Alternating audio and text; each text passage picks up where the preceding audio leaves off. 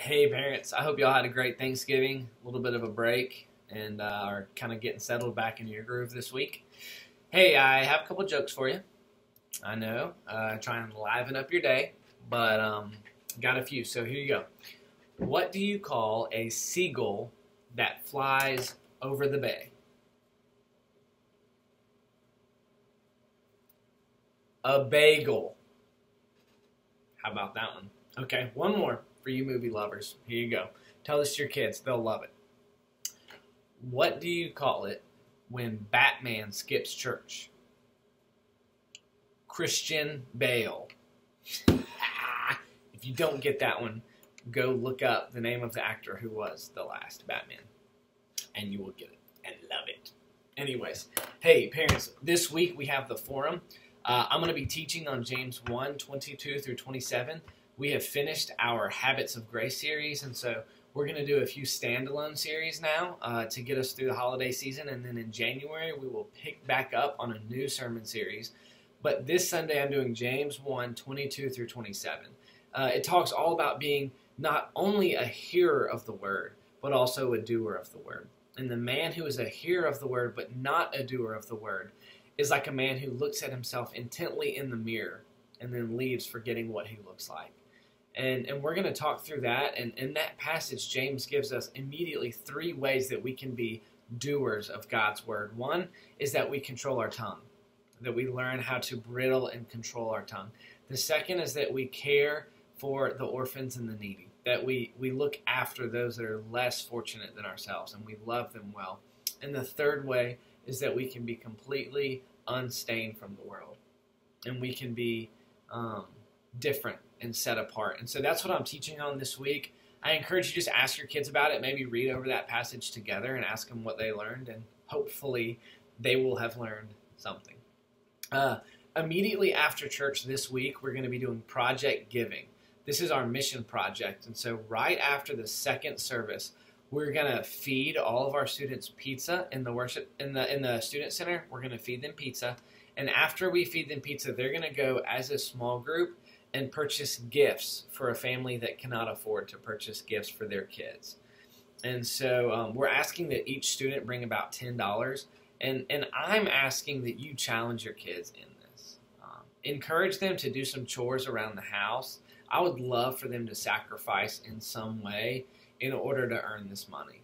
Have them cut the grass, do some laundry, dust, vacuum, whatever it is. Encourage them to take it out of their own account, their own savings, maybe babysit, mow the neighbor's yard, something they can do to feel like they own this project. And it's not just saying, hey mom, I need $10.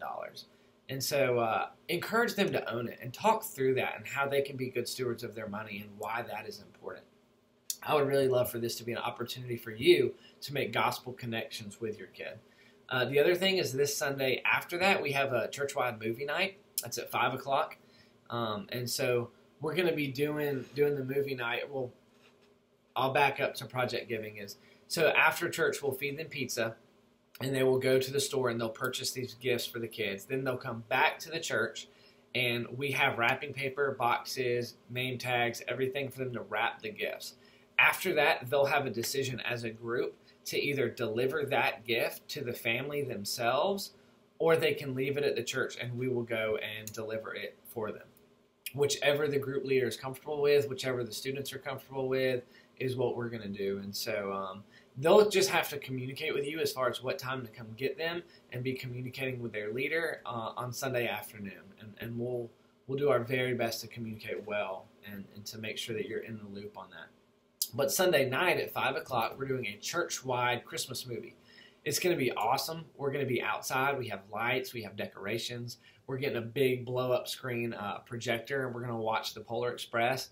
We have a hot beverage drink coming in with hot chocolate and coffee and lattes and marshmallows and chocolate syrup and whipped cream and all that kind of stuff so that we can just hang out, watch the movie. We've got a snow machine. It's going to be awesome.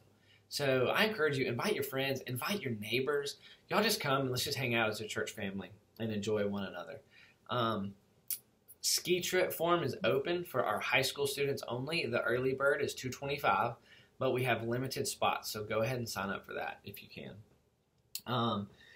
Also, our summer camps are open. All of the dates are in the forms, all of the information about where we're going, what we're doing, but we will get you that information later as well as that comes around.